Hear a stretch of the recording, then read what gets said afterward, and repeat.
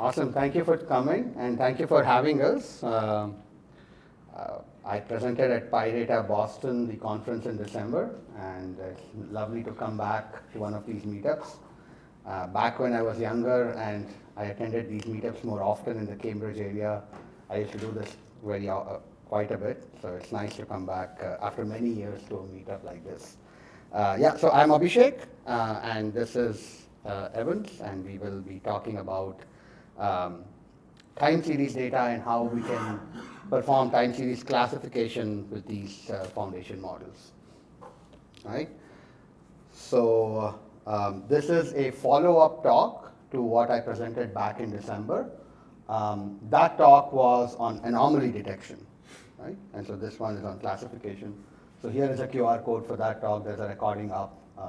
Today we will be starting off with a brief background and then telling you about time series foundation models. If you're new to it, this will be a good part.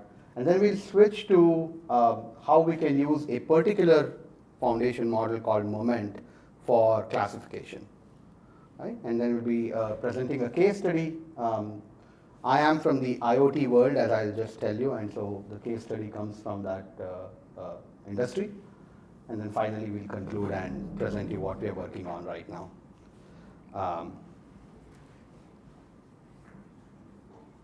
So I am a senior principal machine learning architect at a company called Schneider Electric, which is a French energy management / industrial automation company.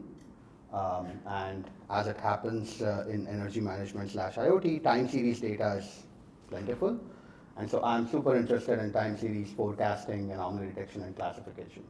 I also teach part-time at Northeastern University. I teach a course on time series machine learning, and that's where I met Evans. And he is a student at Northeastern. He'll come and talk about the results later in the talk. And yeah, he's looking for a summer internship. So these are our QR codes. Please connect with us on LinkedIn. With that, let's get started.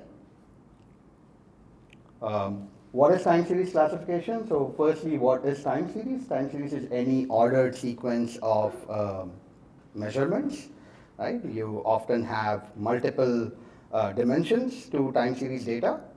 And the job of classifying them is essentially taking one of these m-dimensional signals and then assigning probability distributions to k classes.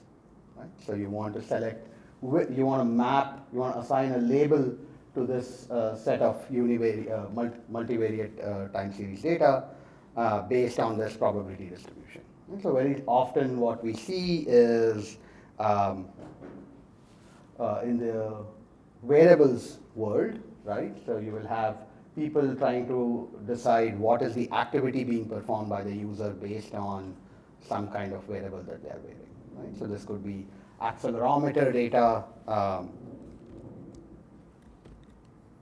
like here, and so typically when you perform different activities like sitting, walking, climbing upstairs, these accelerometer signals, which can either be in your phone, which you're carrying, or it could be on your wearable, produce distinct signatures. And so the idea is, can you use these, can you capture these signatures and predict what the activity is that the person is doing, right? And so this is an old problem, has existed for a long time. There's a famous time series classification bake-off that happened a few years ago. And so there is plenty of open source algorithms available for time series classification. Recently there was a newer version of the time series classification bake-off, and there is Anthony Bagnall's team who maintains these algorithms in the Aeon package, right? That's the name of the package. So how do we typically do, like the traditional approach of doing time series classification entails your classical going and collecting data and then performing pre-processing and feature engineering. So often because these are sensor measurements, this is a critical step. And so pre-processing could entail averaging, smoothing out. And then often there are domain-specific features that are engineered, right? So, and this is Um, so every industry or every domain has engineered their own tribal knowledge, and they have captured it in this set of this bank of features that they often use. So if you're talking about accelerometers in the wearable slash health space, there is some domain knowledge, and they have figured out what features make sense out of PPG sensors, accelerometers. If it's the same accelerometer sitting on an IoT slash industrial asset, and essentially you're trying to measure vibration, then you have another set of features. If you're in the audio domain, many of you might have heard of MFCC features. That's again another domain-specific features that people have figured out. And once you have the features, you can do your classical model training and then deploy that model, right? And so the whole idea is how can we do this better, and or rather, where is this field going into? That's what we want to focus on in this talk. Just as a manifestation, how does all this work? This is the whole thing being applied to human activity recognition, where again you could have either accelerometer data or heart rate PPG sensors being collected, and there are, again, as I mentioned, domain-specific reprocessing and feature engineering that is commonly used. And once you have engineered the features, so a lot of the heavy lifting of this machine learning pipeline often happens in the feature engineering step, because over the years, people have figured out what works. But still, there is plenty of scope for something like an XGBoost to come in and give you a lot of ROI on the features that you have engineered. Right? And so this is the state of the art, and probably if you have taken a graduate course on IoT slash sensor measurements, you would have probably done human activity recognition and done something similar to this. Right? Any questions, of course, please ask. So where is all this headed? Right? And so just as the previous speaker was telling us about LLMs, the concept of foundational models is starting to impact time series world in a big way, right? And so specifically when it comes to time series classification, the idea is instead of doing this feature engineering, the heavy lifting of feature engineering using domain-specific, handcrafted methods, can you use these foundation models to do it out of the box, right? So anyone can take whichever industrial data set time series data set that they want and start getting some interesting features out. So kind of democratizing time series classification in that way. So essentially, you get the features out, and the job of getting this probability distribution becomes much easier from them. So, and so once you have those features, you can do what is called linear probing, which we'll talk about in the talk, which essentially entails taking the features that are created by the foundation model and training a simple linear classifier on it. You can, of course, go ahead and fine-tune the whole thing and get better performance out of it. Right? We'll see each of these approaches in a bit. But how do these time series foundation models essentially work? They do pre-training on large sets of data. And so often IoT data is locked up in silos, and companies do not want to give this out. But again, this problem is slowly getting alleviated, and there are some pretty good large piles of data sets that people are starting to use to pre-train on various self-supervision tasks.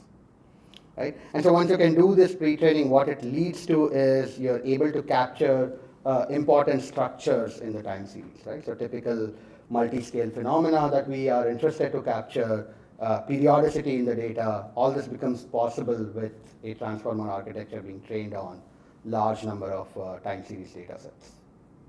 Once you do that, you're able to solve, so these are foundational models. So downstream of the foundational model, you can use the same foundational model to solve a forecasting problem versus an anomaly detection problem or a time series classification problem, as we'll see today. Right? Yes. Do you know what type of architectures are typically used for the time series foundation models? Yeah, so today I'll show you a transformer architecture. There are 2 or 3 other things in the mix. Do they have to be a lot larger then to generalize? Obviously, have more parameters typically because they have a general capability than a specialist might have. Larger in the sense, in terms of number of parameters? Yeah, absolutely. So the feature engineering step is pretty much absorbed into the feature embedding space, right? And so they have to be able to capture diversity and all these important structures across different domains. And that's the last point, right? So they're trained on energy data, they're trained on variables data, they're trained on stock market data, all kinds of time series data is being used to train. Publicly available time series data is being used to train. Right? And yeah, so these are some popular ones out there. Google has TimesFM. Nixla has a very popular model called TimeGPT, which I covered in the December talk. I also talked about an open source model from Carnegie Mellon University called Moment. This is what we'll be focusing on in the rest of the talk. Salesforce, Amazon, everyone has their own foundation models dedicated to time series data. Right? So the next few slides, we'll do a deep dive into how Moment works and then apply it to this case study. Right? So Moment is, sorry.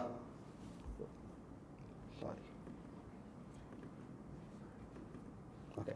So yeah, it's an open source, versatile time series foundation model, right? So it's essentially trained on the transformer architecture. You also have a couple of other MLP-based architectures also in place today. Tiny time mixers from IBM is an example.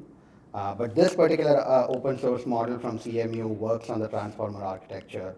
And the idea here is it always takes univariate signals of length 5 and 2. That's what it was pre-trained on. And using this transformer, it provides an encoding and embedding of about 1024 features. Right? So you always take in 5 and 2 long, and if you provide it longer signals, it will resample it for you. And for every input, it will provide you an embedding of length 1024. That's this embedding, right?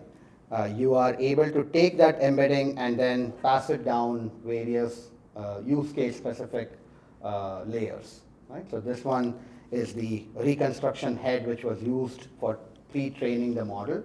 And the reconstruction head essentially tries to figure out mask data. Right? So the supervision, self-supervised task that it was pre-trained on is I'll give you a time series, but I'll not show you pieces of it. Go and learn to fill those patches. All right? So they used they created a data set called the time series pile, and they trained this transformer architecture on it. And it's available on Hugging Face, and we can use it. And so we want to see how we can use such a model for time series classification. Right? There are two approaches. Firstly, you can get the features, the embeddings that are produced, and perform linear probing on them. Right? So the idea is you invoke the model in the embedding mode, and then you can pass it some data. In this example, I'm going to show you a simple univariate signal, but the case study will have 3 channels in it. And so you take the model and then chop it up into windows, and each window can be encoded using this time series foundation model. When you encode it, you get a 1024 long feature vector, and you can train some simple linear classifier on it. So the idea is the actual core learning happens in this embedding space, and hopefully for any problem that you want to classify, these features will be linearly separable. Right? So the job of actually classifying them becomes very simple. You can train something simple like an SVM or logistic regression on it. right?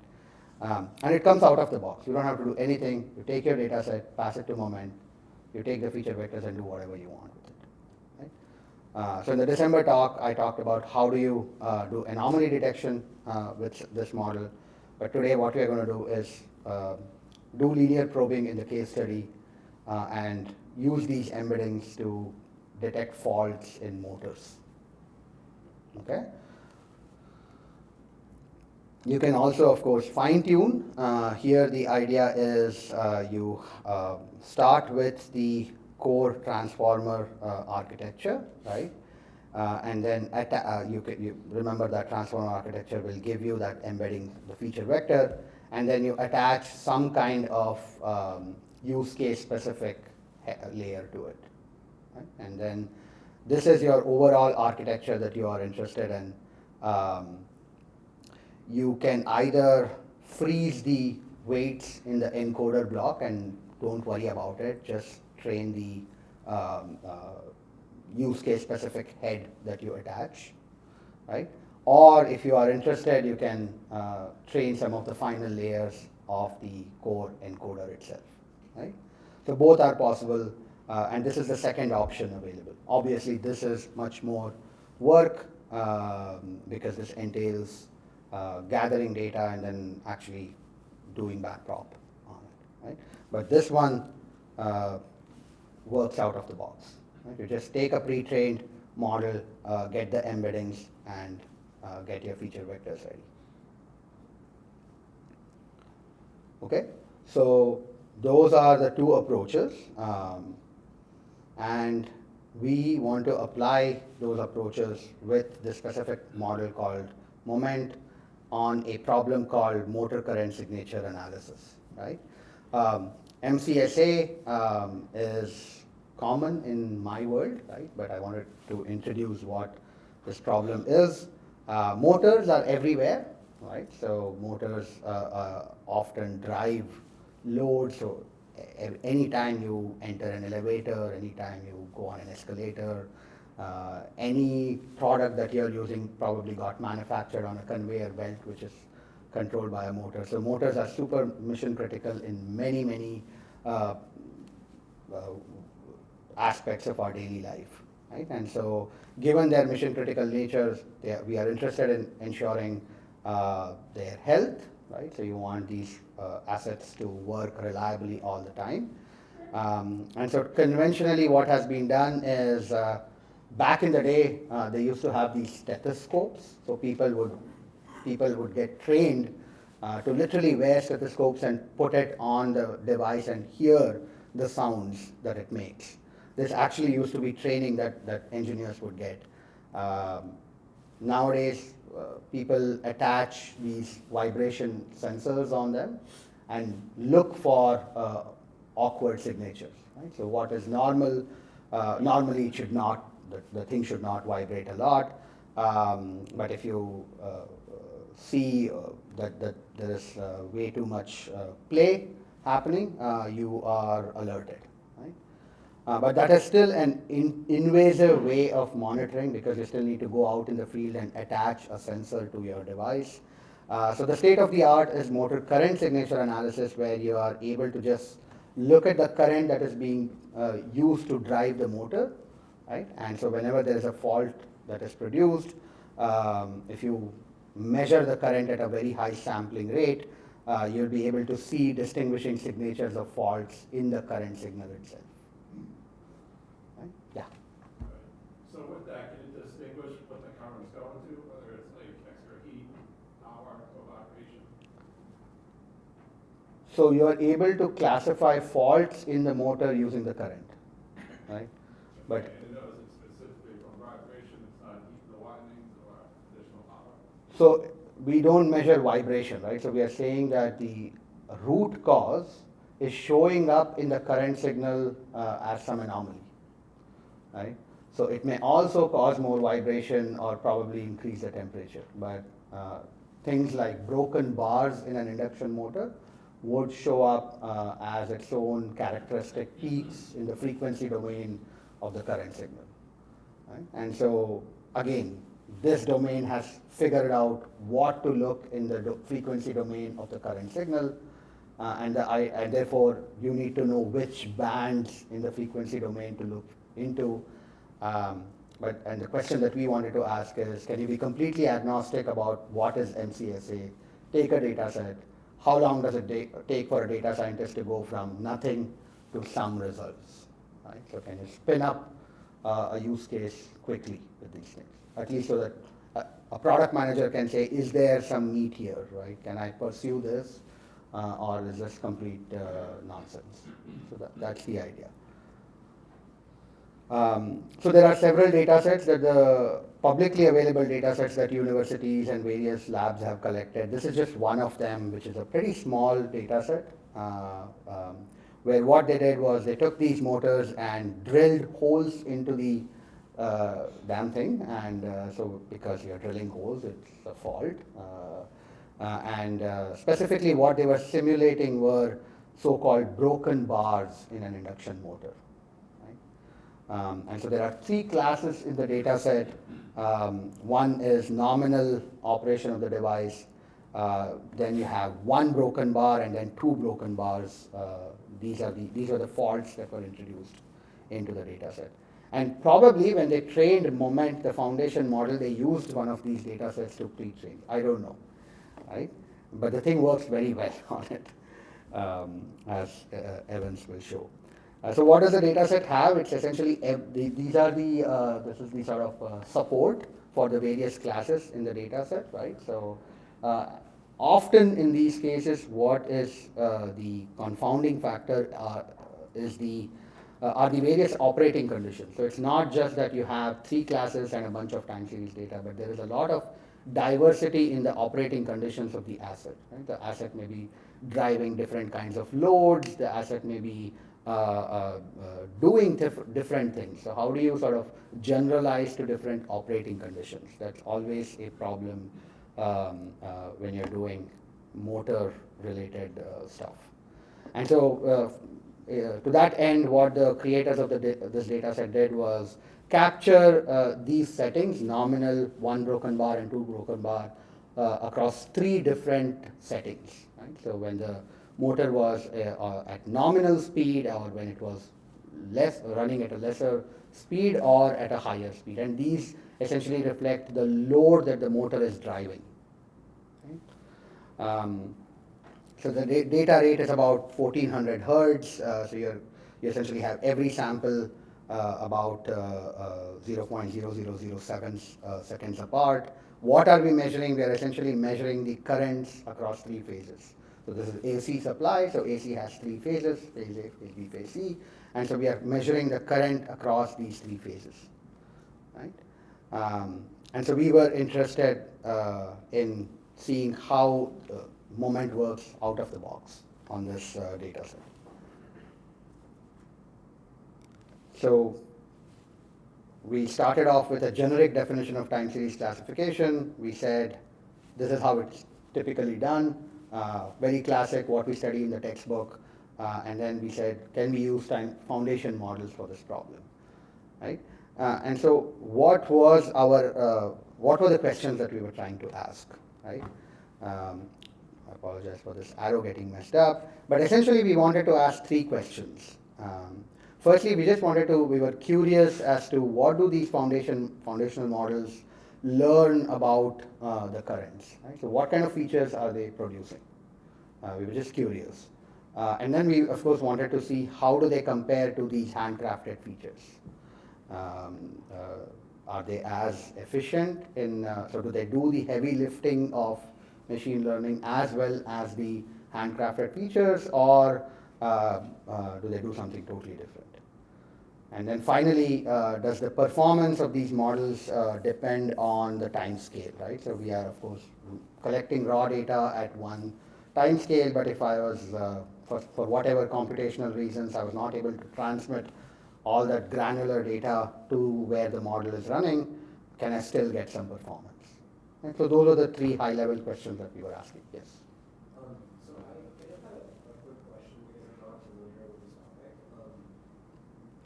What would be, from your perspective, the benefit of learning what kind of Primarily curiosity, right? Because we wanted to understand what's going on with these features. Uh, so I will have a PCA plot, an LDA plot, a TC plot, just to see what I get, right? And that's why I have this question up. But yeah, so given that those were the questions, what was the plan? We always start with the data and do some kind of domain-specific input transformation. This is like the pre-processing step. All we did here was take those recordings and create overlapping windows of different sizes, right? 512 is the size that is native to Moment, right? And so we also wanted to ask if we were looking at longer windows and then resampling it down to 512, how does Moment handle those? Right? And the same kind of windows were being fed to Moment, of course on a per phase basis because Moment works on univariate signals. And we would also then pass it to through an open source Python package called tsfresh. So if you're new to it, it's a very cool package which essentially gives you a bank of features out of the box. Right? So these people have figured out, okay, let me just take a union of all the sets of domain-specific features and throw it into a package, and then people can choose whatever they want. And that's what tsfresh is. It will give you hundreds of features if you want. And then you can, based on feature importance, down select. And so, because I have some domain knowledge, I was able to go figure out those features from tsfresh that are typically used, primarily frequency domain features, right? Because this is time series data, there's a lot of information when you convert it to Fourier, via Fourier transform to the frequency domain. And so tsfresh was essentially doing the job of the subject matter expert, right? So this is what an SME would have done on the data, said, let's look at these features. And because both of these are happening on a per phase basis, we need to concatenate the embeddings. We just went ahead and concatenated it to fuse the data across the three channels that we had. And then we would do the linear probing on it, right? So we would take those features, feed it to a simple linear model, train a simple linear model and see how they did. And parallelly, we would also send the traditional features and see how the baseline approach worked. Right? So that was the experiment that we did. Here is a summary, and to walk you through the results, Evans, take us home. Thank you, Professor. All right, so in our experiment, we actually included tsfresh as a feature engineering method to compare to how Moment also works, or how Moment also done its feature engineering to see how it performs on both. So we added tsfresh as a library to extract 40 features from the same data set that we used. And we also asked if Moment is able to learn the linear form of those classes of motor conditions that we pass to the Moment for the feature instructions, and yes, it was able to distinguish between the individual faults that were within that data set that we worked on, and how we compared the Moments and the linear probing to the conventional tsfresh method that we used, and we could see that from our next slide that they performed very near to perfection. Yeah. And what are the gotchas? Moment features need to be scaled before they perform very well. Because when we passed the unscaled version, because of the difference in scales, they were not, the Moment was not able to capture the differences well, but when we scaled, we had a better results. So on the take home, we will say that Moment is able to work well with learning the linear separable features within the individual classes of the data set that we actually pass through the model. Yeah. So there is an illustration of the linear separable features learned by the Moment. So we actually, studied if movement is able to distinguish between the individual classes within the data set, because we passed 3 classes, that's the healthy, the 1 broken bar, and the 2 broken bars, to see if movement will be able to distinguish between those classes. And from the LDA plot that we have over here, we could see that movement was able to learn the individual differences between those classes of thoughts that we passed through it. And you could see that this one representing the one class of the thoughts, that one also represents the other class of the thoughts, and the top one also represents the other classes of the thought that we had in the data set that we actually passed through it. And the PCA plot also showing like a tightened circular pattern within the individual classes of thoughts that we passed through it. And the plot over here is showing the on-scale and the unscaled version of the embeddings that movement produced. So we were looking at if, in case we have an on-scale version of our embeddings that movement produced, how would the model perform? And if we have a scaled version, because when you look at the part that is circled with the red, that one is showing the scale. Yeah. After movement gave out the embeddings, we realized that the scales were different. Yeah, so we had to scale those embeddings in order to have a better result that we wanted. So, and the performances of those 2 features that we passed through the movement are being illustrated over there. So the right hand side, this side, represents the unscaled version of the data sets, and the left hand side represents the scaled version of the data set that we passed through the linear models. And the models that we considered were LVM and logistic regression model that we considered. When you look at these 2, you could see that they were near perfection. That's the instruction that the movement model gave. They were near perfection. Yeah, but when it comes to the instructions, the feature instructions that TS gave us, at the scaled version, it gave us better results.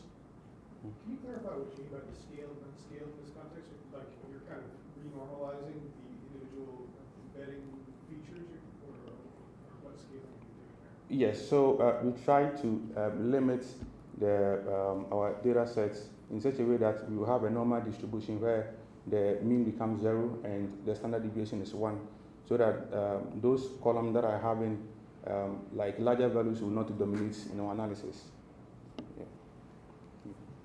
Can you help me understand the graph at the bottom where we have like on-scale data in the baseline method? Are they all like 1.0 accuracy? Yes, so the one at the bottom, the baseline one, is the features extracted by the TS first. So after we passed those features through movements for classification, that was the performances by the models that we use, the SVM and the logistic regression models that we use for the classification. So this section, the right section, shows the accuracy of those models as compared to, that's the individual performances of each of the models compared to the scaled version of the same embeddings that we pass through the models. So for the scale one, the moment is performing like worse than the baseline? No, the right hand side is the unscaled one, the unscaled version of the embeddings, and the accuracy is not all that perfect. But when it comes to the scaled version, that's the left side, we had an accuracy way like close to 1. Right. Yeah. So I'm guessing trying to understand is so for moment method, especially for SVM RVF, like the performance is like much worse than the baseline. No, so these are representing the extractions that we made, the features that we extracted, one from by using moments, and the other one, the baseline, by using the TS-Fresh. So when we passed those extractions through the SVM and linear logistics, logistic regression, and this is the result that we had, the accuracy result that we had. Yeah, support vector machines with radial basis functions performs worse than the corresponding baseline features. There's a baseline comes from the TS first. Correct. Yes. Yes. But linear kernels and your logistic regression work much better.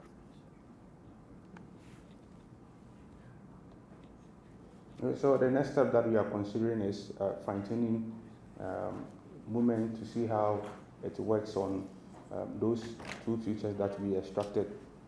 And I think Professor already talked about the fine-tuning method, where you have a length of invariant data that you pass through the encoder, and the encoder, it gives us an output or a dimension of 1024. Then we concatenate those embeddings. Then we have a field of 3072 dimensions. Then we pass it through the classification head. That's where the fine-tuning actually occurs, the classification head. That's where the fine-tuning actually occurs. So after fine-tuning the classification head, then we have classification done after that.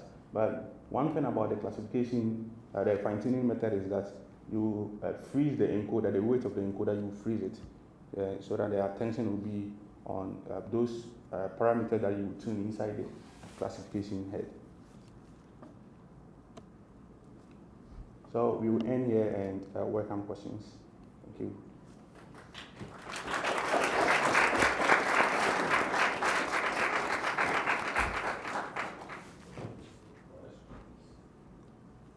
So I'm just, and maybe I missed, oh, sorry, thank you. Yeah, so maybe I missed, but the baseline is the hand-engineered features, Yes. is that correct? Yes. The fact that by normalizing, you then got, virtually one, that's a little bit concerning to me about the problem. It makes me think the problem is a little bit too easy if you can hand-engineer everything. Do you guys worry about, like, I would expect actually moments in a harder problem to do substantially better than hand-engineered features based off what I know. So if you observe, one of the main sources of potential data leakage is you only have one asset which is producing all the data, right?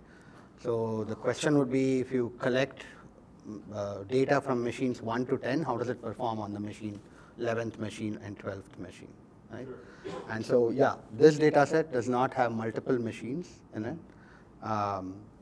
Also, all the load conditions were used for training and testing. Can you sort of hide some load conditions and see how well it generalizes to other load conditions? That's a valid question. So in the next step, we are going to work with an IEEE data set which has tens of machines in it, which will be a much harder problem. So the core, yes, so one of the main take-homes is this particular data set is too easy to solve. Yeah, my question was related to that. It was maybe to model time series, a lot of, models deal with this issue. They have to separate what is dynamic covariate, what is future covariate, what is static covariate, because some of those varies through different time horizons. So I was wondering how does this inference of features handles that in order to avoid data leakage. So multiple scales, is that, if I understand your question correctly, how does this work across multiple scales? Yeah, so for time series, sometimes there are multiple horizons, and as we know, right, some of the features vary through time, but some of them are just static, where they will never vary. Right. So we are using currents, which essentially, because of AC supply, follow a cyclical pattern, right? And so most of the information is really in the frequency domain of these periodic signals, right? So if the data is healthy in the frequency domain, whichever window you take, you get a very similar spectrum, right? Whichever time window you take, you get a very similar spectrum. In this data, each recording will always be of the same class. So the entire recording is either normal or the entire recording is of class 1 broken bar or 2 broken bar. So across one recording, there is no dynamism in the sense that the class doesn't change over time. Only thing that's changing from one time series to the other is the frequency content in those time series. But they are stable across time for one recording. Right? So so the idea is you have, you're going to take windows of data from an asset and keep getting some kind of probability distribution over these three classes, and at some point, if there is a fault developing, you will see that probability distribution change, and you want to pick up on that changing probability distribution. So, you compare, so comparing these two approaches, moment is pretty good at a lot of things. If you take this to tactical implementation, how should people take this information and use it? Like, would we say, hey, we should take a first pass at figuring out things with moment and then go back and double check with by handbook? Is it still research? What kind of failures do you see when they don't match? This is what I'm trying to get to. It's like, Right. This is interesting research, Right. but doesn't change what we actually do. So I think large companies like Schneider Electric, right, are undergoing this thinking process, and a lot of the companies in the time series world are trying to say that we are sitting on a lot of data that we have collected across multiple use cases over the years. Do we continue to build bespoke models where each team continues to do its own things and continue, or do we do something different, right? And I think this is a small piece of evidence that says, okay, we can start thinking about doing something across our own data set that we have been storing in the historians over the years. There's a possibility of more than a generic solution to this. Absolutely. Yeah. And I guess the other question that comes to mind, I don't know the answer, but if regular language models fail spectacularly, but they do it in a way that's not obvious unless you're an expert looking at the outcome. Is the same thing true here, where when it fails to generate the right thing, it's not clear unless you already know the answer? So for anomaly detection, that's the case, right? So especially if you're trying to use forecasting to detect anomalies, then you will know from the confidence levels that the forecasts have that you are not doing, the forecasts themselves are bad, right? So that's why the anomaly that you are detecting may not be actually because there's an inherent anomaly in the data, but your forecasts suck, right? So they give you some knobs to handle. I can ask one more small Yeah, please. But do the output failures tend to be biased one way or the other, false negatives, false positives? At least time GPT and moment, which I have looked at. This question was also asked back then. I don't think people have done a systematic analysis of bias in it. So yeah, I don't know the answer to that question. All right, so we're gonna have to call it there because we're at an